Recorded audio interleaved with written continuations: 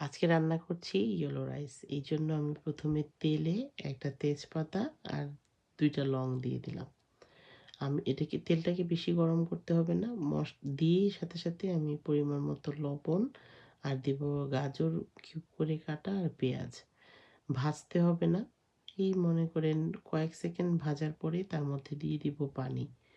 পানি সবাই জানেন যদি ২ কাপ চাল হয় সেই ক্ষেত্রে আপনি ৪ কাপ পানি দিতে হয়। বাসমতি চাল যদি হয় আমার মতে আপনি এর থেকে একটু মানে হাফ কাপ কম দিবেন, কারণ বাসমতি সেদ্ধ হয়ে যায় খুব তাড়াতাড়ি। ১ ফোঁটা আপনি হলুদের গুঁড়া দিবেন, একদমই কম, শুধু একটু কালার হওয়ার জন্য, বেশি দেওয়া যাবে না।